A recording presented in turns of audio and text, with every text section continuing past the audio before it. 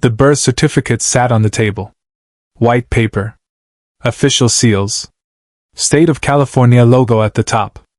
Dr. Phil picked it up. Looked at the date. Then looked at the woman sitting across from him. And for the first time in 30 years of hosting this show, his face showed something he rarely displayed: complete confusion. "Jennifer," he said slowly, "walk me through this again. You're 38 years old?" Jennifer nodded. "Yes. I was born March 15th, 9. Phil held up the birth certificate. "This says March 15th, 1987. "I know," Jennifer said. Her voice was tight. Controlled. Like she was holding something back that wanted to explode. "That's why I'm here." The audience shifted in their seats. This seemed like a simple administrative error. A clerical mistake. Something that could be fixed with a phone call to the records office. But Dr. Phil's expression suggested otherwise. He was reading something else on that document.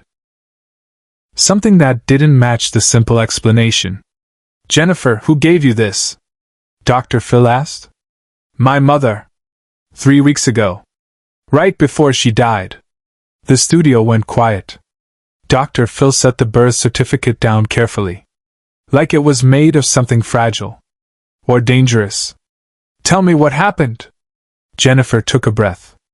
"My mother had stage 4 pancreatic cancer. She had maybe a week left when she called me to her hospital room. She handed me an envelope. Said I needed to have it. Said it was time I knew the truth. I asked her what truth. She said your birthday isn't March 15th, 1986. It's March 15th, 1987. And I need you to forgive me." "Did she explain why?" Dr. Phil asked. "She died 6 hours later.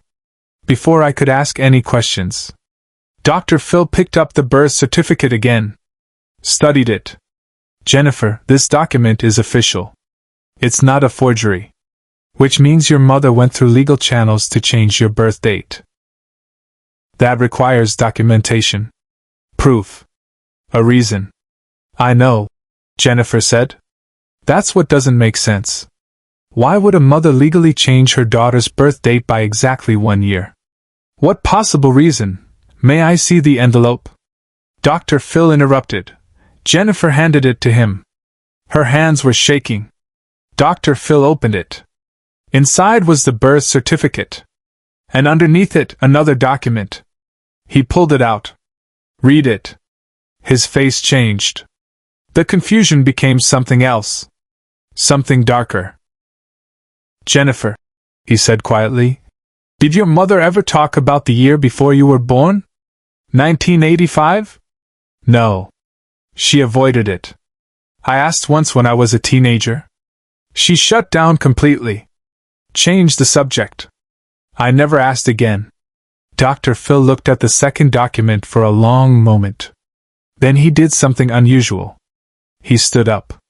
Walked off stage toward the producers. The cameras kept rolling, but the audience could see him having an intense, quiet conversation. Gesturing to the documents. One of the producers shook their head. Dr. Phil insisted. Pointed to Jennifer. The producer reluctantly nodded. Dr. Phil walked back on stage. But he didn't sit down. He stood next to Jennifer's chair. "Jennifer, what I'm about to show you is going to change how you understand your entire life. Before I do, I need to ask, do you want to know? Because once you know, you can't unknow it." Jennifer's voice was barely a whisper. "I need to know. Dr. Phil handed her the second document. "This is a hospital record from March 15th, 1986. The real March 15th, 1986. Jennifer took it. Started reading. Her face went white. The paper trembled in her hands. "I don't understand," she said. This says my mother gave birth to a baby girl on March 15th, 1986. But this baby only lived for 4 hours." The audience gasped. Dr. Phil's jaw was tight. "Keep reading." Jennifer's eyes scanned down the page. Cause of death, severe birth defects. Incompatible with life. Her voice broke. Her name was Jennifer. My name. She named her Jennifer. Dr. Phil paused mid-sentence. The studio went completely silent. There's more, Dr. Phil said gently. He pulled out a third document from the envelope. This is dated exactly 1 year later. March 15th, 1987. Jennifer took it with shaking hands. Read it. Started crying. This is my birth certificate. My real one. Born March 15th, 1987. 2. She stopped. Looked up at Dr. Phil. This says mother unknown? I was adopted? Not officially, Dr. Phil said. Look at who signed the hospital release forms. Jennifer looked. My mother. The woman I thought was my biological mother signed as my legal guardian. But she's not listed as my birth mother. She looked up, tears streaming. Who was my birth mother? Dr. Phil sat down next to her. Jennifer, I think your mother, the woman who raised you, lost a baby on March 15th, 1986. A baby she named Jennifer. And exactly 1 year later, she obtained custody of another baby girl. Born on the same day. And she gave you the same name. Changed the year on your birth certificate. And raised you as if you were her biological daughter. The daughter she lost. But why? Jennifer's voice was barely audible. Why would she do that? Grief, Dr. Phil said simply. Profound, devastating grief. She lost a child. And a year later, somehow, she found a way to have a Jennifer in her life again. A baby born on the exact same day. It was probably illegal. Definitely unethical. But to a woman drowning in loss, it probably felt like fate. Like she was getting her daughter back. So everything I know about myself is a lie? Jennifer asked. My birthday. My identity. My entire existence is just a replacement for a dead baby? Off camera, Dr. Phil made a choice no producer expected. He stood up. Walked to the producers again. This time the conversation was longer. More intense. One producer pointed to the schedule. Dr. Phil shook his head. Pointed to Jennifer. Said something forceful. The producer finally nodded. Dr. Phil turned to the camera operator.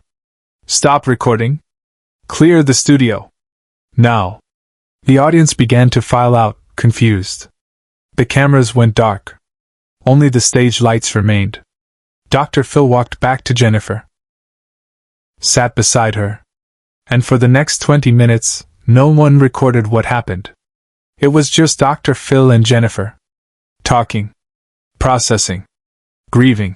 When the studio reopened, Jennifer's eyes were red but she was calmer. Dr. Phil had brought in a counselor. A genealogist. A lawyer. He'd made calls during the break. Started pulling strings. Jennifer, he said, now back on camera, we're going to help you find out who your biological parents are. We have resources. DNA testing. Adoption search services. You deserve to know the truth. The whole truth. Jennifer nodded. But what about my mother? The woman who raised me. She lied to me my entire life. She did. Dr. Phil agreed. She made choices that were wrong. Choices that have hurt you. But I also think she loved you. In her broken, grief-stricken way, she loved you enough to keep you. To raise you. To give you the life her biological daughter never got to have. How do I live with that? Jennifer asked. How do I reconcile being loved and being lied to? One day at a time, Dr. Phil said. With help. With support. With the understanding that people are complicated. That grief makes people do irrational things. That your mother's choices don't define your worth. You're not a replacement. You're Jennifer. Your own person. With your own story. And yes, that story is more complicated than you thought. But it's yours. Subscribe and leave a comment, because the most powerful part of this story is still ahead. 3 weeks later, the DNA results came back. Jennifer had been matched with a biological family. A mother who'd given her up for adoption at 17. A mother who'd thought about her daughter every March 15th for 38 years. A mother who'd never known what happened to the baby girl she'd reluctantly surrendered. Dr. Phil arranged the meeting. Brought them both into the studio. Stood between two women who shared DNA but not memory. And watched as they cried. Hugged. Started the impossible process of building a relationship from nothing. My mother, the one who raised me, she kept a secret, Jennifer said during the reunion show. But she also gave me a life. A good life. And my biological mother gave me up so I could have that life. They both made impossible choices. And I'm the result of those choices. How does that feel? Dr. Phil asked. Complicated, Jennifer admitted. I'm angry at one mother for lying. Grateful to the other for letting me go. But I'm also here. I'm alive. I'm loved. And maybe that's enough. The woman who'd raised Jennifer had left one more thing in the envelope. A letter. Written in the final days of her life. Shaky handwriting. Medication and pain making the words uneven. But clear enough. Jennifer. It read, I lost my baby. My first Jennifer. And it broke me. Completely. I wasn't supposed to survive that. But then you came. Same day. Same name. And I convinced myself it was meant to be. That God was giving me back what he took. I know that's not true. I know you're not her. But loving you saved my life. And I hope, somehow, that counts for something. I'm sorry I lied. But I'm not sorry I loved you. Dr. Phil kept a copy of that letter. Framed it. Not in his office. In his private space. A reminder that people contain multitudes. That love and deception can coexist. That grief makes people do terrible, understandable things. That truth matters, but so does compassion. But what happened next is something no one in the room, or watching at home, saw coming. 6 months after the reunion, Jennifer legally changed her birth date back to March 15, 1987. Her real birthday. But she also did something else. She started a foundation. For children in complicated adoption situations. For parents grieving infant loss. For families navigating the messy intersection of love, loss, and truth. She named it the Jennifer Foundation. Because 2 Jennifers existed. She explained when Dr. Phil asked. One who died. One who lived. And they both deserve to be remembered. They both matter. Share and subscribe. Make sure this story is never forgotten.